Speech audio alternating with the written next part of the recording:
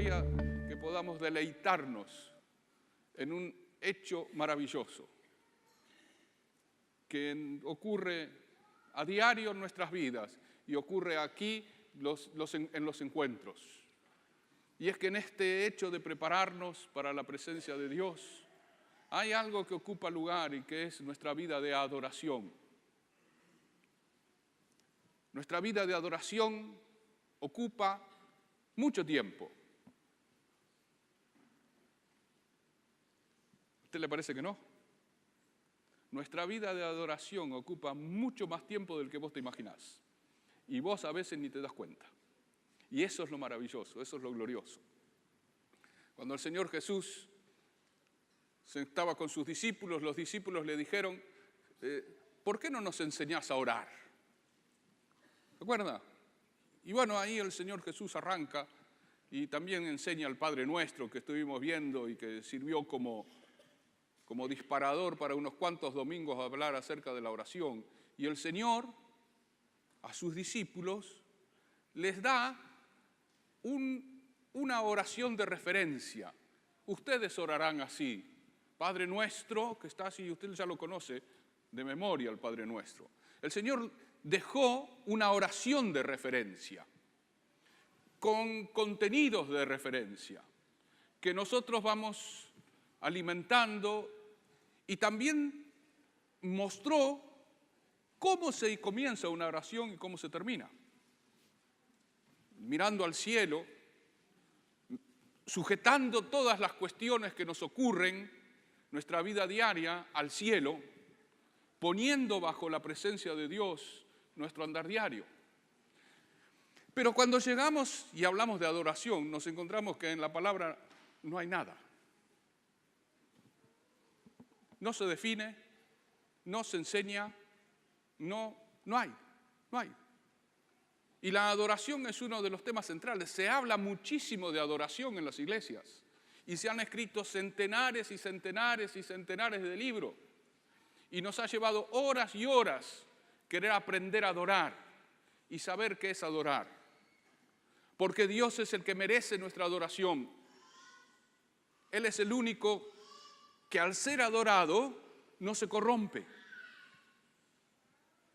No necesita la adoración. No es que a Dios lo hace mejor o le hace bien que lo adoremos. Él se goza en la adoración que le da al ser humano. Pero no hay en la Biblia, como si el Señor Jesús dejó un modelo de oración, lo que es la adoración. Si usted escuchara a un pensador evolucionista, de los que sostienen la teoría de la evolución, diría que la adoración es una reacción frente al miedo, frente a lo desconocido, frente a lo misterioso. Le diría que el ser humano en su proceso evolutivo, como no pudo definir las cuestiones, se inclinó frente a lo desconocido o frente a lo misterioso, y cuando vio un día el fuego, lo vio tan misterioso que dijo, esto es algo digno de que lo adore. Porque si me acerco mucho me quema, pero tiene algo misterioso que me atrae, tiene movimiento, tiene vida, irradia calor, tiene esas cosas.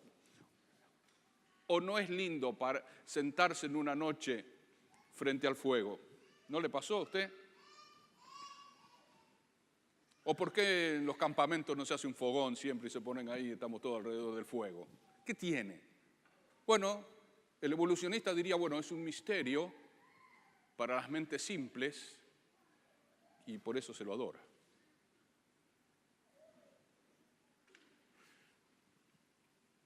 Bueno, eso es una manera de negar que la adoración es algo que Dios puso en el corazón, un respeto. Es algo que Dios puso adentro del ser humano, una actitud, un corazón que aprende a respetar a lo que es más grande que Él. Nosotros nos damos cuenta que Dios ha puesto en el corazón, puso temor, puso algo adentro que nos hace maravillarnos frente a la obra de Dios. el mal se encargó de tergiversar eso y llevar al corazón humano a adorar cosas que a veces uno dice no puede ser que estén adorando lo que estén adorando. Pero la adoración es algo que nace del corazón de todo ser humano. Así como la fe es algo que está en el corazón de todo ser humano, la actitud, el hecho de adorar también está en el corazón. Porque el que no adora a Dios frente a algo se va a arrodillar.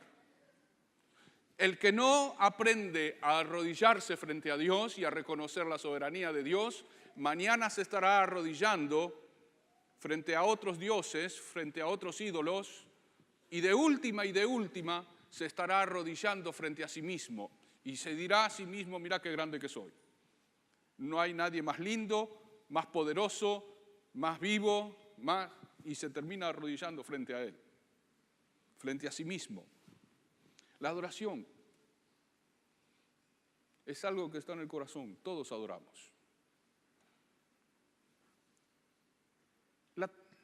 La teología a veces nos complica la vida, porque el Señor Jesús habló un texto sobre la adoración.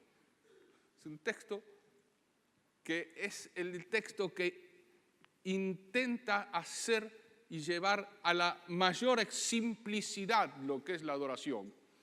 Y los que hacemos teología a veces la complicamos más de lo que tenemos que complicarla.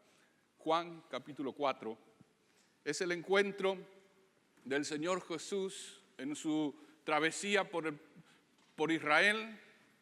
Es el encuentro del Señor Jesús en un pozo de agua, mientras que los discípulos van a comprar al súper. El Señor se queda ahí en el oasis, en el desierto, y cuando Él está sentado a pleno mediodía, aparece una mujer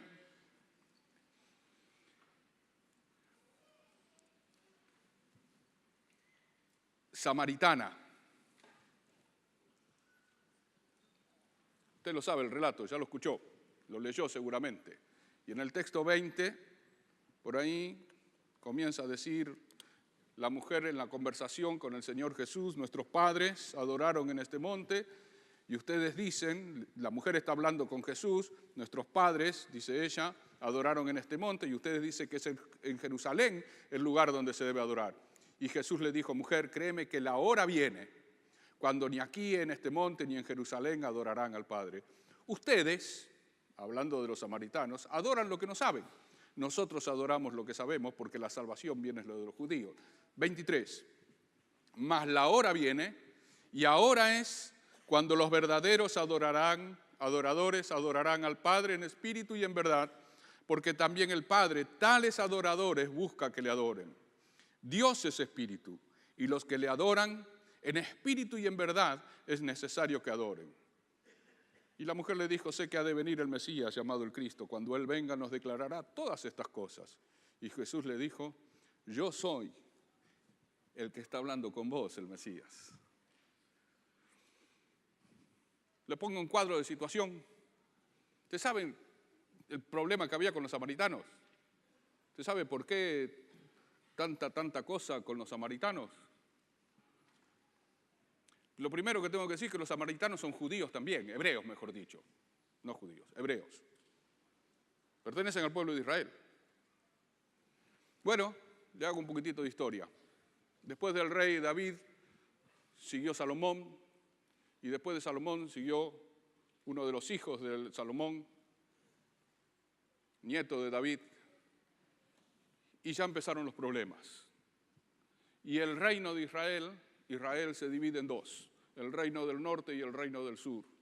El reino del norte, que la Biblia lo empieza a llamar Judá, con la ciudad de Jerusalén como ciudad real, y el reino del sur, del norte, que se llamó Israel, con la ciudad capital en Samaria. Y así se dividió, y empezaron a pelearse entre los reyes. Era todo el mismo pueblo, y se armó ahí peleas y guerra, y se peleaban los reyes, y el norte se peleaba con el sur. Una guerra civil, digamos, entre el propio Israel. No pasaron muchos años hasta que Asiria invade el reino del norte, invade todo el sector ese, llamado Israel. Le estoy hablando, si David está en el año 1000 antes de Cristo, esto es el 900. Son 2 reyes que pasaron, así que estamos ahí nomás. Invadió. Y la estrategia que usaron los asirios para derrotar al pueblo de Israel fue mezclar su gente con la gente de Israel. Medios que los obligaban, los asirios obligaron a los judíos a casarse y a tener hijos y a mezclarse, algo que para la ley, para los judíos estaba totalmente prohibido. No se podían casar con otro que no fuera hebreo, que no fuera de la misma tribu. Y la estrategia del mal fue mezclar. Y entonces todo el reino, ese pedazo del reino, se encontró que a los pocos años, a los pocos siglos, eran mestizos. No había judíos puros. Y más en la ciudad capital, en Samaria. Entonces, los judíos puros de Judá los veían a aquellos judíos que eran mestizos y no querían saber nada con ellos. Eran judíos también. Estaban dentro de la tierra, del territorio. Eran judíos. Y llegó a tal punto la división que ellos mantuvieron un lugar de adoración, aparte del templo de Jerusalén. Y eligieron un monte, y eligieron un lugar, y armaron su propia religión. Por eso el Señor, hablando con la mujer esta, les dice, ustedes dicen que se debe adorar en este monte, y ustedes dicen que en Jerusalén, y hay una disputa. Y la gente samaritana era despreciada por eso. No era que eran enemigos, eran despreciados por ser mestizos, por no ser puros. Pablo se acuerda cuando él escribe en su carta y él se tiene que definir a sí mismo, él dice, hebreos de hebreo. O sea, yo en mi sangre, yo miro todos mis ancestros y puedo seguir, y una de las cosas que tenían los judíos era, cuanto más arriba en el árbol pudieran llegar al corazón de ser hebreo, judío, era lo mejor. Yo, mirá, mi tatarabuelo, mi recontra retátara, mirá, yo soy descendiente de Abraham directo. Y eso le daba un... Y ahora se encontraba con una mujer que estaba mezclada, que no se sabía qué era, no se sabía si era judío, no tenía... El pasado de ella era una mezcla rara. Y entonces no lo querían. Y ahora Jesús está conversando con ella. Y yo no sé por qué, pero el relato deriva en la adoración.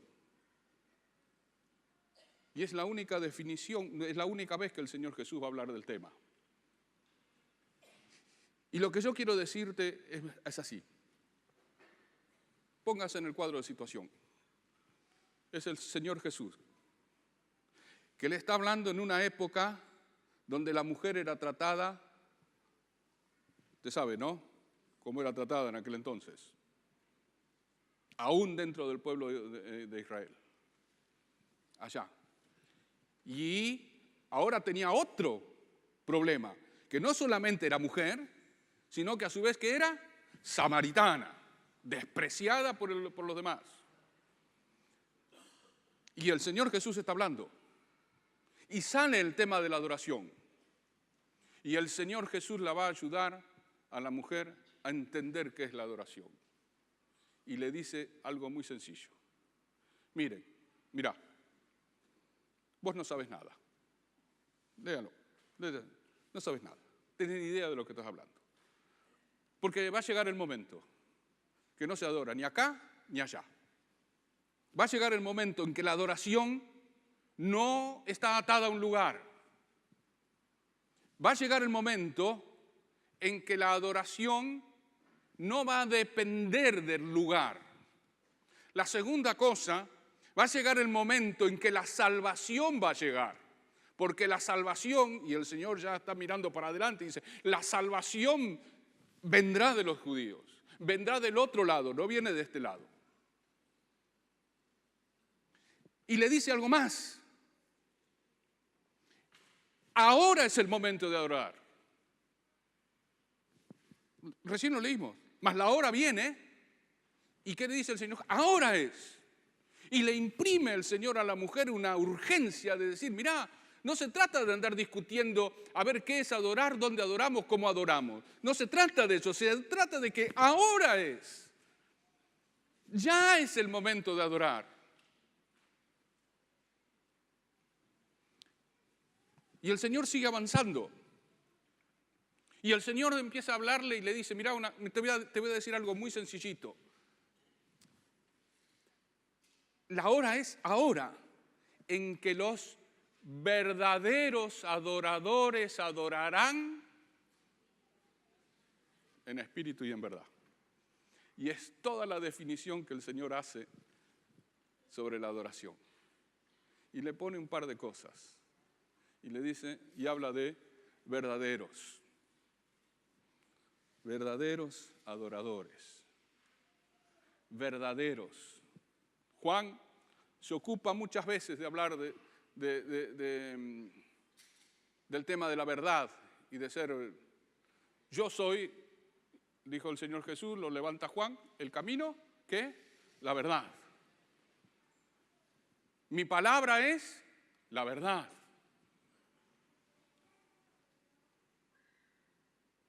Juan habla varias veces de la verdad. Y estamos en el verdadero.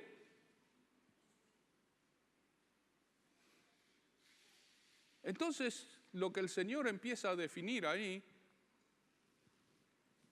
es el cuadro. Son los verdaderos adoradores, son los adoradores genuinos, son los adoradores reales, son los adoradores, son hombres y mujeres que son como son y adoran. Y lo vuelve a acentuar. Los verdaderos adoradores adorarán en espíritu y en verdad. No se trata del lugar, no se trata de los tiempos, es ahora donde gente genuina adora. Es en espíritu, no es un rito. Es en espíritu. No es formateada la adoración. Es en espíritu. ¿Se acuerdan cuando repasamos en Efesios? Pablo decía que orando en el espíritu. Lo mismo. Y acá es adorando en el espíritu. Es en el espíritu. No se trata de ir al templo y matar un cordero y presentarlo. No se trata de un rito de llevar cosas, se trata de algo espiritual, genuino, del corazón. Y le saca. No se trata de misticismo, no es místico, porque es una acción. Los verdaderos adoradores que adorarán, tendrán acciones de adoración.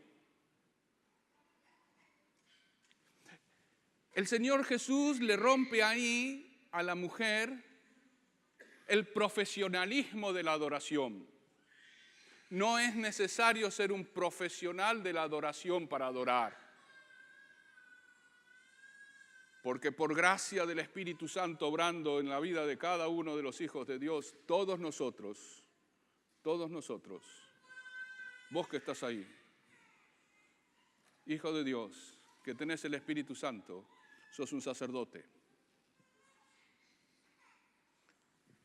La hermana que está ahí al lado, recién el pastor Raúl hablaba de mirarlo con otros ojos. La hermana que está ahí es una sacerdotisa del reino de Dios. Ella es una sacerdotisa. Somos reyes, como dice el Apocalipsis, reyes y sacerdotes.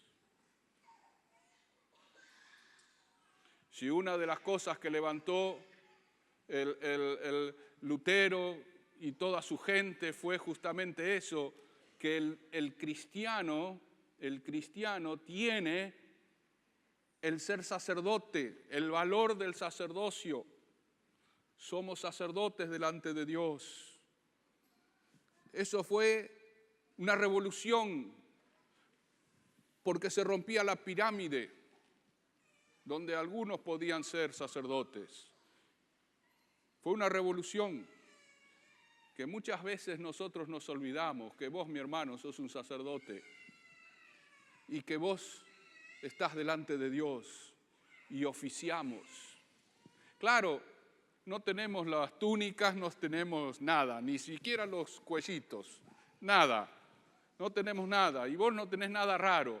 Vos sos una mujer que trabaja en la casa, a la mañana lleva a los chicos a la escuela, va a la oficina, vuelve, está trabajando y lavando y después viene el marido y te trae la comida hecha porque la compra, no porque la hace, y se la trae y dice, ya está, gloria a Dios, qué bien.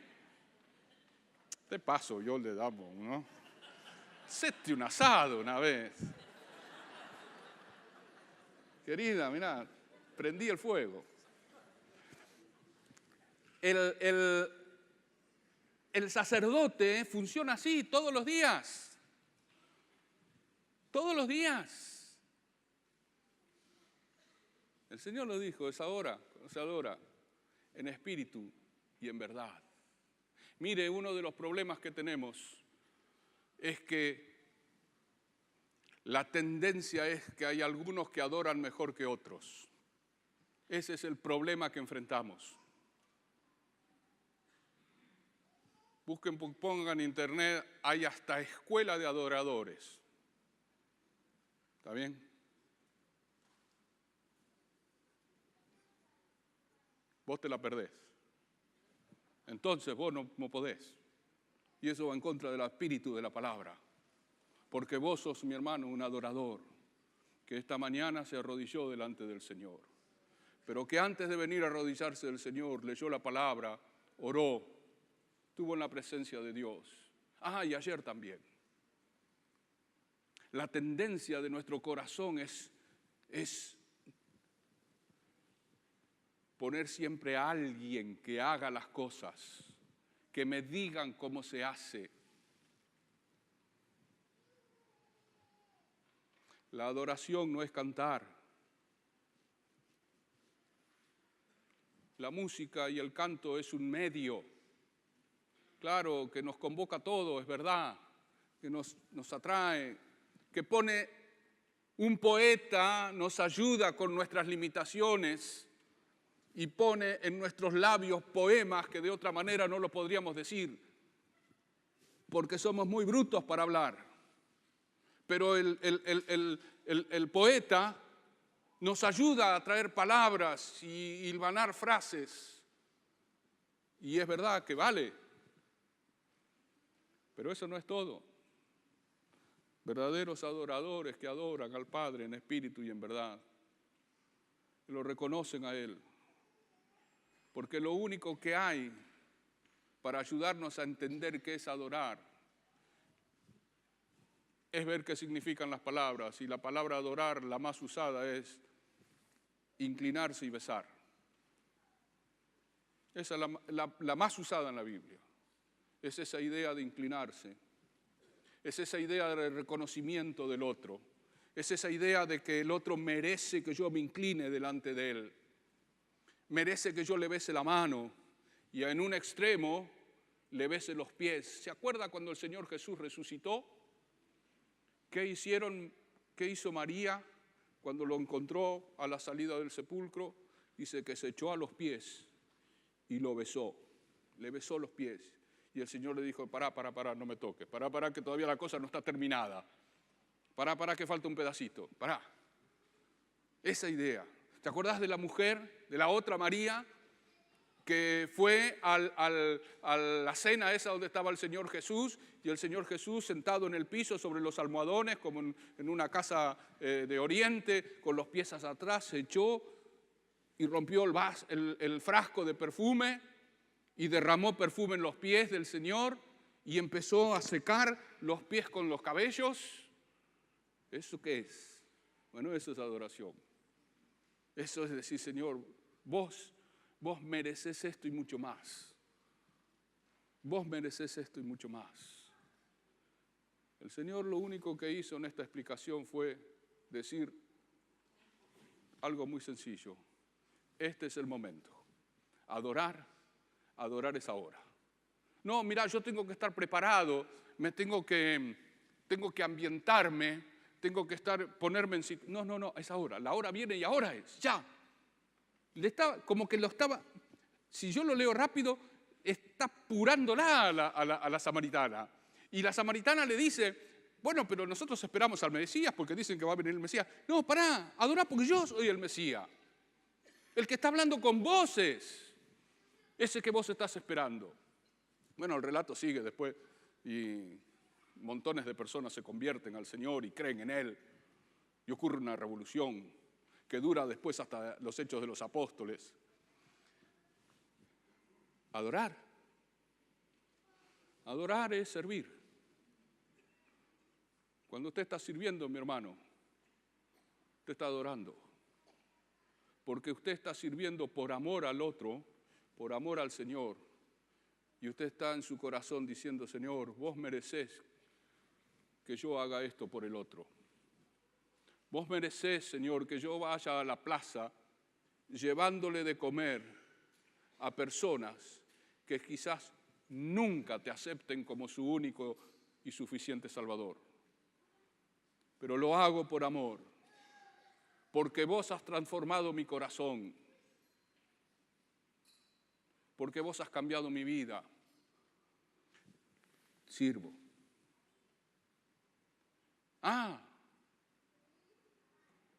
Obedecer también es adoración.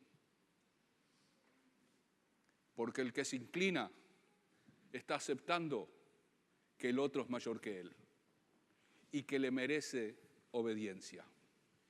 Porque si no, eso sería falso. ¿Está bien?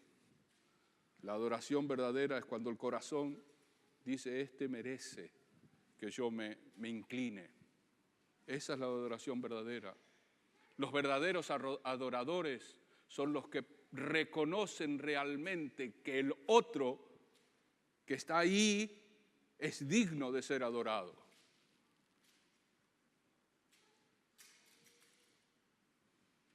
La hora es ahora. ¿Qué? Que adoremos al Señor.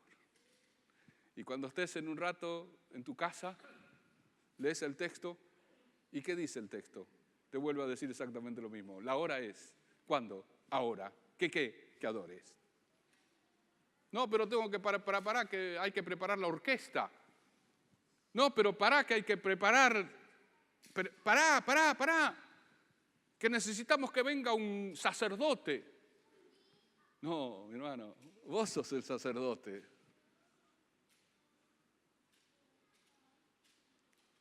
Vos sos. Y el papá de familia es un sacerdote. Es el sacerdote de la casa, casi digamos, es el sumo sacerdote del hogar. Porque los demás son sacerdotes. Y hijito que nació de nuevo y que tiene a Jesús en su hogar, él también es un sacerdotito. Sí, lo es. Créanlo.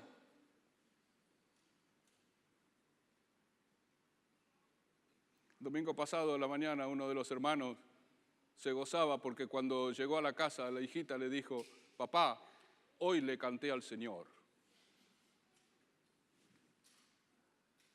¿Y eso? ¿Sumo sacerdote? Bueno, no, nuestro sumo sacerdote es el Señor. Pero vos y yo somos sacerdotes que adoran al Padre en libertad. Vos podés estar aquí en el encuentro, arrodillarte, levantar tus brazos. ¿Te querés parar arriba de la silla? Párate arriba de la silla. Nosotros somos los que tenemos el problema que a veces queremos encajonar las cosas. Tenemos miedo que se nos vayan de control las cosas.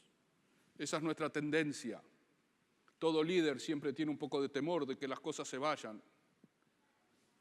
Es así. Pero la verdad que la adoración es un corazón que fluye en la presencia de Dios, que se abre a reconocerlo a Él como Señor, que le dice al Señor lo grande, lo hermoso, lo precioso que es. Lo adora. Que lo hace con sus palabras. Cierro diciéndote esto. David es uno de los máximos adoradores, ¿no? O sea, si usted quiere hablar de alguien que adoraba, era David. ¿Está bien? David era un desastre. ¿Está bien? La vida de David, un desastre.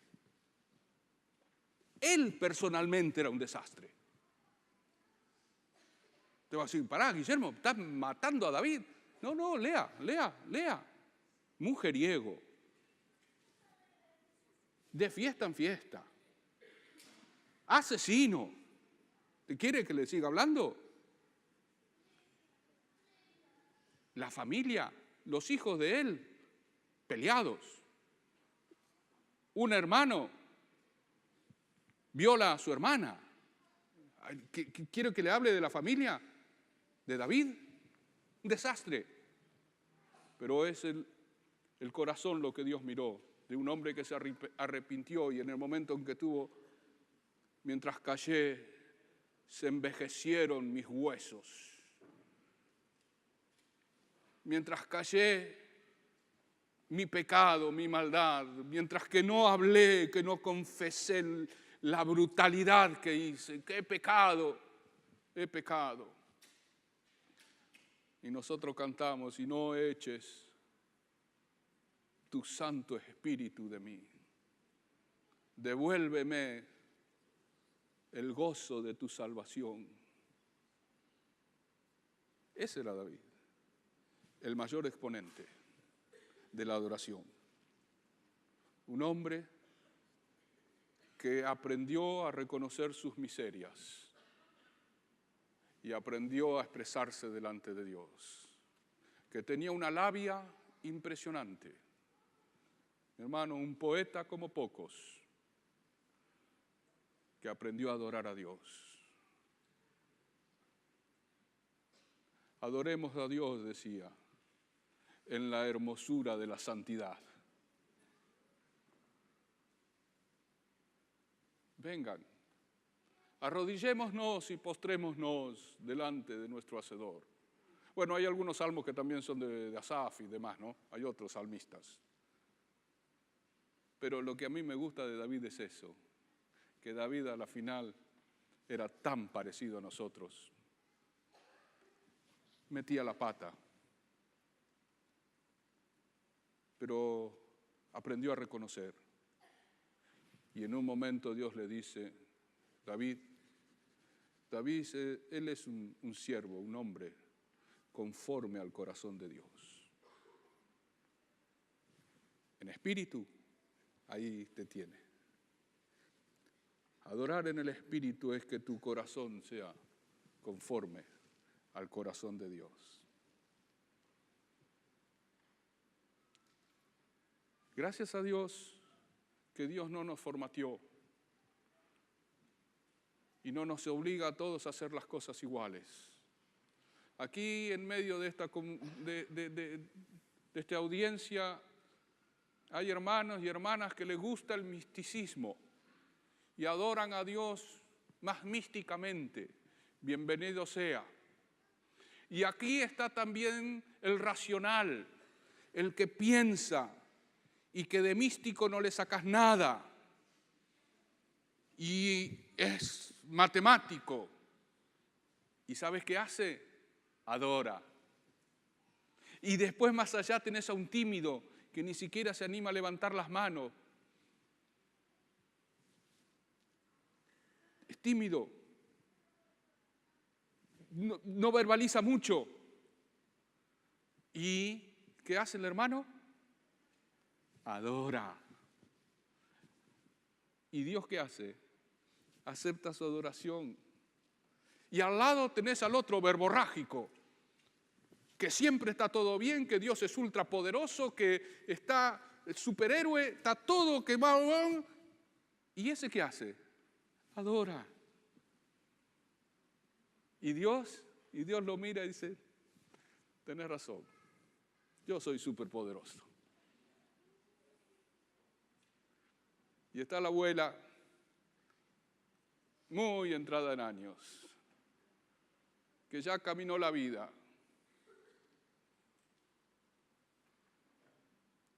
Y adora. Y está el hijito, el nietito, que empieza a balbucear. Y de la boca de los niños y de los que maman, ¿qué? Perfeccionaste la alabanza. Hermano, adorar a Dios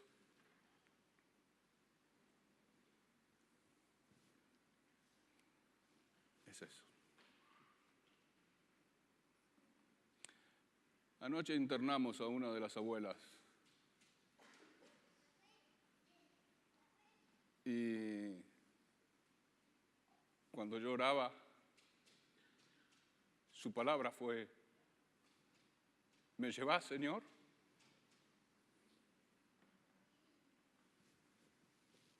Eso es un corazón que ha aprendido a inclinarse delante de Dios. Está el sentimental que va a adorar y está el otro, el inexpresivo.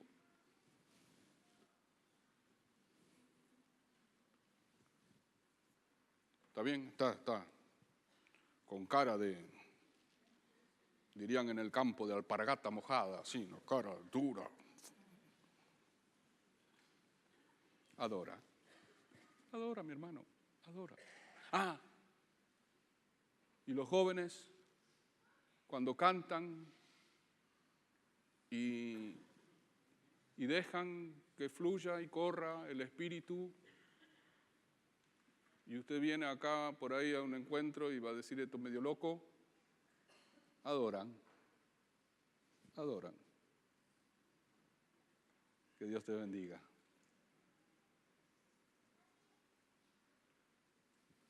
Que la gracia de Dios te inunde y que nuestra vida de oración y de adoración al Señor sea así, sencilla, simple, como el Señor le dijo a la mujer samaritana. Mira, se adora ahora es el momento. Hacelo ahora, y hacelo en espíritu, y hacelo con un corazón verdadero, sin disfraces, sin acomodarte. Hacelo delante del Señor, delante de quien es soberano, delante de quien envió al Señor Jesús para salvarnos. Y como si eso fuera poco, luego envió el Espíritu Santo para que more en el corazón de cada uno de sus hijos. Ahí ya tenés suficiente motivo para adorar.